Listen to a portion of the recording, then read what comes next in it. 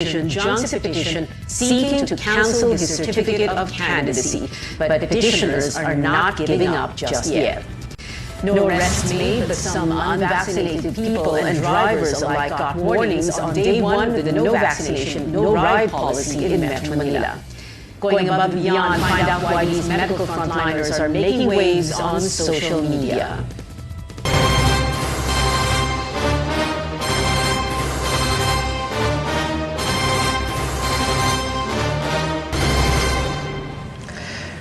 We begin with this. A division of the Commission on Elections junks another case blocking the presidential bid of former Senator Bongbong Marcos in the May 9 polls. Our Melissa Lopez breaks down the decision for us. Melissa, go ahead. Yes, the poll body second division has dismissed a petition filed by a group of human rights defenders through their lawyer Theodore Te, which seeks to void the certificate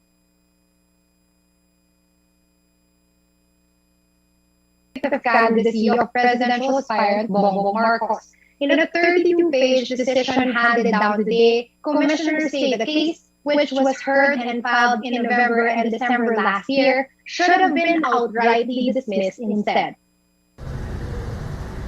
Commissioners Socorro Inting, Antonio Co, and Ray Bulay say they agree that the 2 points raised by Te's group regarding Marcos' COC were important, but was wrong in claiming that the former senator lied in the document. Petitioners say Marcos' COC should be cancelled because he wrongfully said that he has never been found guilty of a crime which is a ground for perpetual ban from public office, meaning he can never hold any government position, and mistakenly claimed that he is eligible to vie for the presidency. This is based on Marcos found guilty of not filing his income tax returns from 1982 to 1985. However, the second division sides with Marcos' veteran lawyer Estelito Mendoza in nearly all his arguments. It says that the Court of Appeals did not impose that ban on government service for Marcos. The division also says that the non-filing of tax returns did not equate to moral turpitude or a crime against good morals, citing a Supreme Court decision involving his mother, former Congresswoman Imelda Marcos.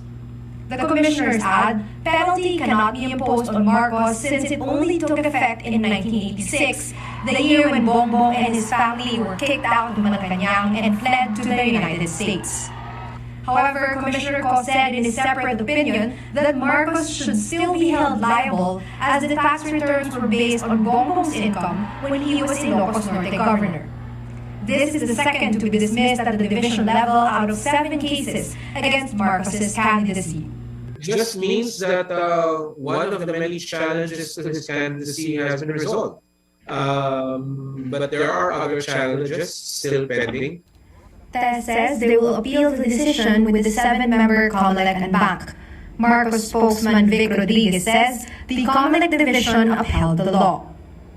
We thank the COMELEC Second Division for ruling unanimously dismissing the petition dahil sinabi ng COMELEC mismo walang material misrepresentation na ginawa si Ferdinand Bongbong Marcos Jr.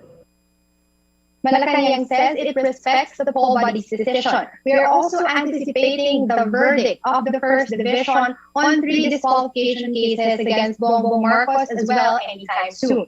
Also today, COMELEC is set to publish the final design of the 2022 ballots, which will still carry Marcos' name despite the pending other cases. But as of 6 p.m., the ballot has not been shared to media nor published on the COMELEC website just yet. Back to you, Pia. Melissa Lopez there reporting. A presidential aspirant is worried about the COMELEC Second Division's decision on Marcos' case. Leody de Guzman says the move could signal how the other petitions against Marcos would turn out. De Guzman adds it is insulting to workers and taxpayers to allow Marcos to run despite his conviction in 1995 for multiple failures to file his income tax returns. De Guzman also says this only proves that there is a need for electoral and political reform, including prohibiting political dynasties. Another aspirant, Senator Ping Lacson, says it is best to respect the ruling, as COMELEC has the mandate to decide in any case under its jurisdiction. His fellow aspirant and Senator Manny Pacquiao, meanwhile, say it is better to leave it at that and to just wait for what happens next. Before the decision was released, Marcos's 2016 rival, Vice President Leni Robredo, says this will not affect her presidential bid in any way. Lagi naman namin sinasabi na yung laban ng aking kandidatura ay hindi naman nakadepende sa nakabase sa galaw, and ever the decision will be sige lang tayo. In my interview with Robredo last week, she also refused to comment on petitions against Marcos and said she'd rather slug it out with him this May. Ako, Pia, ayoko mag-comment dun sa disqualification case, but if you were to ask me, mas gusto ko talunin natin siya sa eleksyon para matapos na ito. Mas gusto niyong talunin siya sa eleksyon. Ano matapos na ito? Ano yung ito doon? Yun yung narrative kasi, Pia. Kung naalala mo. Yun yung narrative, kung naalala mo, nung natalo ko siya sa eleksyon, dahil inuom niya yung social media, ang dami naniniwala na dinaya ko siya. Kahit ilang beses pa ako nanalo sa Supreme Court, ito yung narrative na pinupush niya. So kailangan talagang talunan siya sa susunod na eleksyon. Para once and for all, mahinto na yung ginagawa niya na pagpapapaniwala sa tao nung narrative na gusto niyang i-push. Meanwhile, here's a look at what other aspirants are up to. Senator Manny Pacquiao, together with Senator Coco Pimentel, met with executives of Elon Musk, SpaceX. Pacquiao said they discussed the possible use of low-orbit satellites to provide cheap internet. He said they also raised the possibility of establishing a spaceship launch pad in the country, the use of Tesla batteries for the jeepney modernization program, and the construction of a subway system in Metro Manila. Manila Mayor Isko Moreno say he's proposing the use of expressway toll booths for drive-through vaccinations. He adds he came up with the idea after seeing people from the provinces in his drive-through vaccination site at the Luneta. And the running mate of Vice President Leni Robredo, Senator Kiko Pangilinan, says he wants to provide health insurance to delivery riders. Pangilinan adds he is in constant talks with Robredo on how to push for PhilHealth, SSS, and Pag-ibig coverage for the sector. A church leader encourages voters to scrutinize aspirants and their platforms well, while the Christian Brotherhood calls on those who will run to be honest about their intentions. Stanley Gehet has that story. The president of the Catholic Bishops' Conference of the Philippines reminds voters to choose the country's next leaders wisely. During a forum of the group Brotherhood of Christian Businessmen and Professionals over the weekend, Bishop Pablo Virgilio David said it is important to review the profile of candidates, their real intentions and accomplishments as disinformation campaigns on social media proliferate. He has advised Filipinos to verify all information they receive. It is our moral obligation to verify when accusations are made against people, the incongruence between thought, speech, and action. This is what often turns our word into a lie or a falsehood. He also reminds voters that discerning people know what is right from wrong. Hindi paninira ang pagsasabi ng totoo tungkol sa tunay na nangyaring pang-aabuso noong mga nakaraan. Ang tawag po dito ay pagtutuwid. Pagtutuwid ng kaalaman sa kasaysayan. Kailangan lumingon ng tama sa pinanggalingan. The Brotherhood of Christian and Businessmen Professionals has launched the Be Honest campaign to guide voters in choosing the candidates to vote in the coming elections. Tapat dapat. Be honest. That's our battle cry. Authentic, positive change starts with honesty. And honesty starts with you and me. The call now is to make a decision. Are we brave to choose honesty as our own advocacy? The CBCP and the organization encourage all voters to pray for the upcoming elections and to select honest candidates who will truly serve and lead the country. So clearly, yung heart mo dapat is para naman sa mamamayan, hindi yung mga pansarili mo lang. Tignan natin yung bibliography ng tao, yung mga nakaraan. Kung okay ba siya, lalo na sa corruption. Maawa kayo sa amin. Like kayo ng like ka ng like. Hindi naman kayo nag-isip. Sana gumising na ang dapat gumising. Stanley Gahete, CNN Philippines. Ahead on Newsnight, it is day one of the no vaccination, no ride policy. How is it carried out? Two inmates who bolted the new Bilibid prison's maximum security are killed in a firefight, while the NBI foils an escape attempt of 3 detainees, including a self-confessed drug lord. Details next.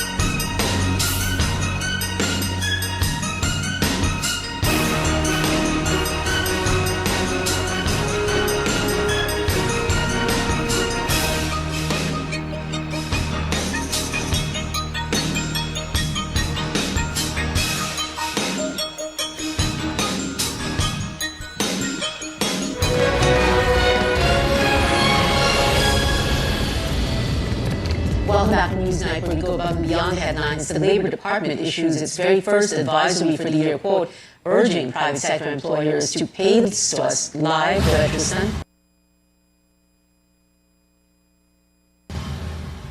The Labor Department reiterates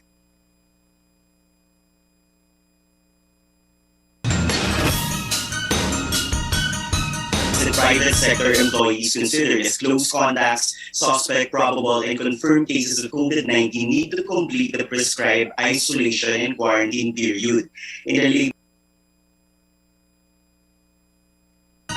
Advisory, the department urges employers to adopt and implement a paid isolation and quarantine leave program. This means that workers who will be infected or exposed to the virus will still be paid on top of their existing leave, that is walking away from its responsibility in ensuring that infected and exposed workers are properly compensated by merely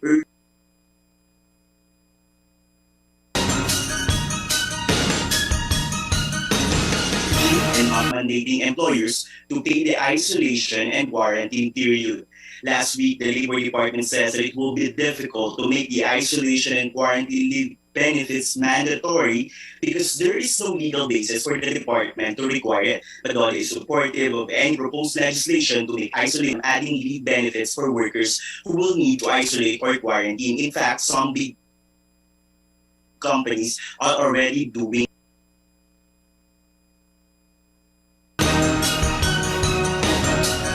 it, but what they see as a challenge is how this will impact micro and small businesses which don't have the means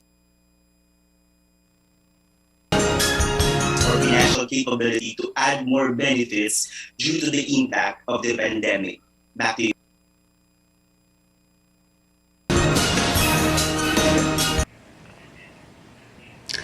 Tristan Nadalo there.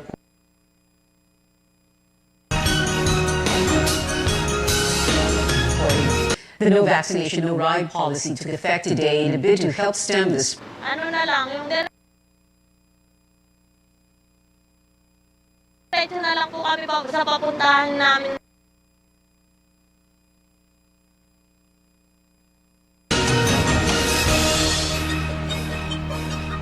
Na walk-in. Hindi naman namin alam na ganyan na mahuhuli kami. Kasi po ba, kakapanganak ko lang po. Bagong panganak ako. Hindi po ako nagpabaksin nung authorities only issue warnings on the first day that the policy takes effect. But it adds enforcement will be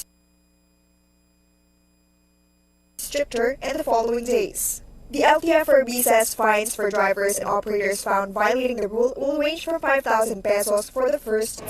The exceptions include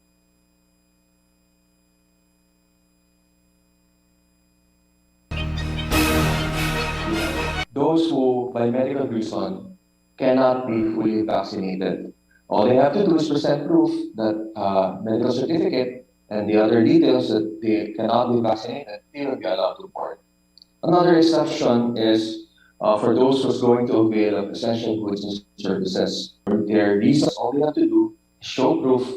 The Commission on Human Rights in the meantime warns of possible abuses in carrying out the policy. We cannot say that in the extreme that this policy is a violation of human rights. I guess what we are trying to say here is what we're trying to do is to remind the government in the implementation of this policy and in the policy itself to make sure that they do not result into excesses, especially in the implementation. We are really worried about the implementation kasi I think 30% of the NCR is not yet vaccinated. Medyo, if you convert that into absolute numbers, that's a lot. That's a lot of people. The Transportation Department assures the public it will be considerate but strict with enforcement. It adds the policy will help stem the further spread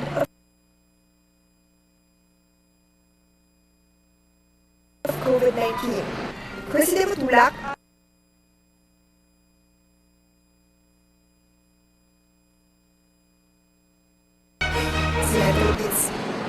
More people are coming down with COVID-19. The country has lost. This is search group seeing a decline.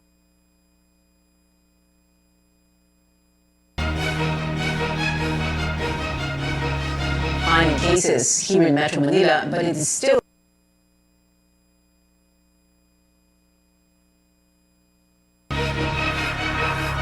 uncertain whether the region has already peaked. Research fellow Guido David says the surge may now be creeping into the provinces.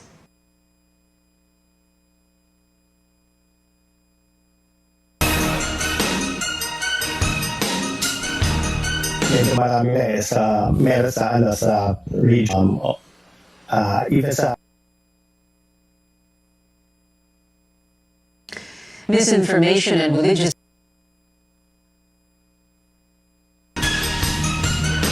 beliefs are among the reasons for hesitancy resulting in low vaccine coverage in the Bangsamoro region. Apart from that, health workers face logistical challenges. More from Caroline Bonkin.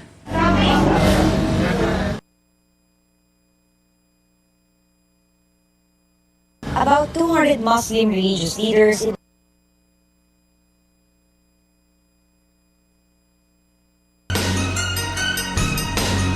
Bangsamoro region got vaccinated against COVID. Brothers, regarding yung pagiging safe ng isang product at saka kung naaayon ba yan sa Islam na teaching. Malaking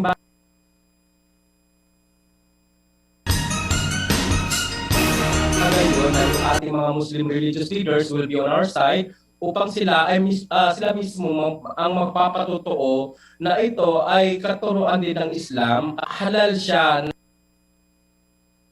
na gawain at safe siya at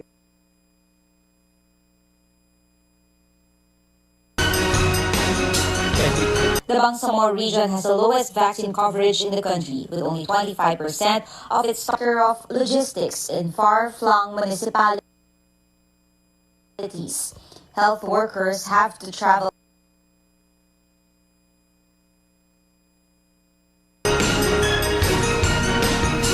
far by foot or by boat, weather permitting, to remote villages like this trip to Barangay Katidtuan and Kakara, Sultan Kudarat. Ang coverage sa namin ng mga barangays are those barangays na nasa mga alamaya, meron tayong armed conflict together with the lowest element. So, yun yung minsan mga dahilan na hindi namin masyadong napupuntahan, yung especially yung areas na yun na kung saan madalas mayroong mga armed conflict because of security reason. Meron pa kami mga group of people dito, yung mga Badjao communities which are very highly mobile. Yun, makita mo sila ngayong araw, the next day, hindi mo na sila makikita. Though slow, the health minister says vaccination has picked up with the help of incentives. Strict na rin ang mga borders natin sa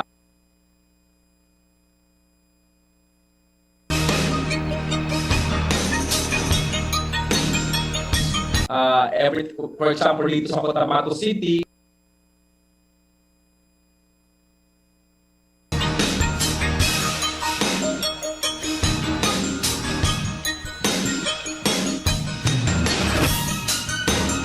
bago makapasok na ng syudad,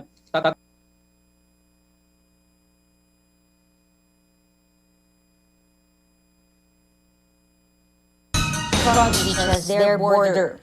Caroline Bongkin, CNN Philippines. In other news, two prisoners who escaped the maximum security compound of the New Bilibid prison in Muntinlupa have been killed in a firefight. That's according to the city's public information office. Hot pursuit operations underway for the third prisoner. The three prisoners were convicted of a number of crimes, including murder, attempted murder, robbery with homicide, frustrated homicide, and illegal drugs. In the meantime, three detainees at the National Bureau of Investigation, including self-confessed drug lord Kerwin Espinosa, also tried but failed to escape. The NBI said it immediately acted on information about the escape attempt. Justice Secretary Renato Guevara says he instructed the Bureau to intensify its intelligence work.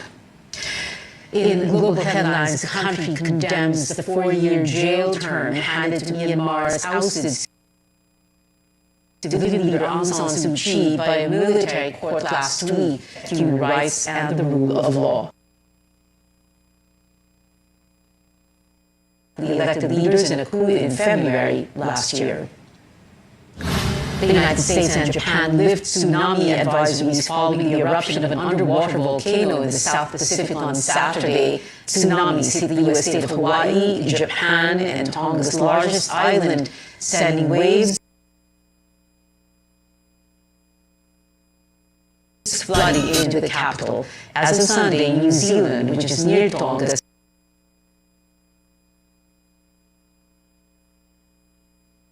says there were no reports of injuries or deaths there, but telecommunications were affected. New Zealand has seen since the devastating wave caused by Delta last year. India's election commission extended a ban on physical political rallies and gatherings for state polls until Saturday. As of Monday, the country's total infections now stand at more than 37,300,000. Still come on Newsnight, find out which movie took the top spot at the U.S. box office, breaking the news Spider-Man film's month-long reign. And take a look at this doctor and nurses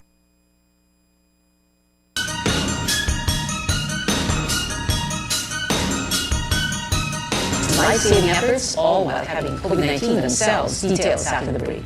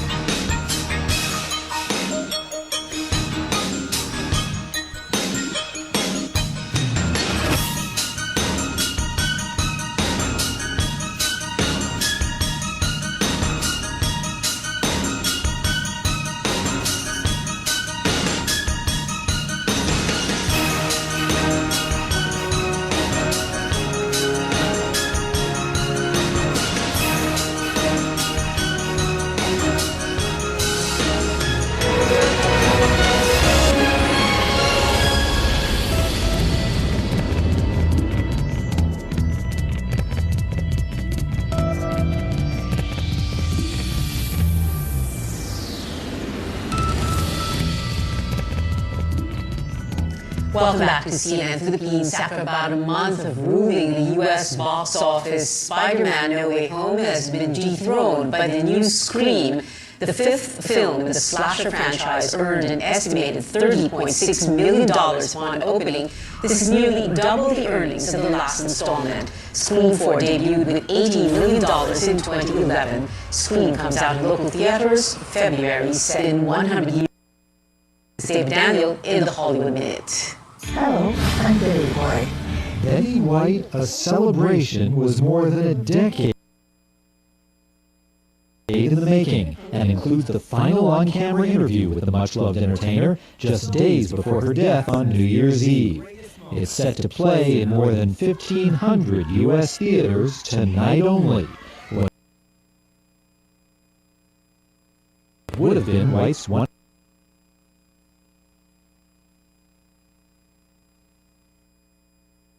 events.com for locations.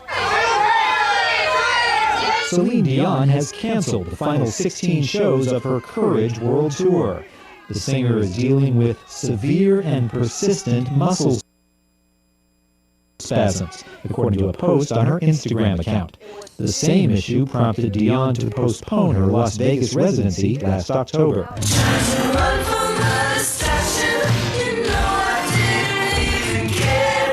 Nearly 6 years of legal wrangling has finally resulted in an agreement on the value of what could begin next month.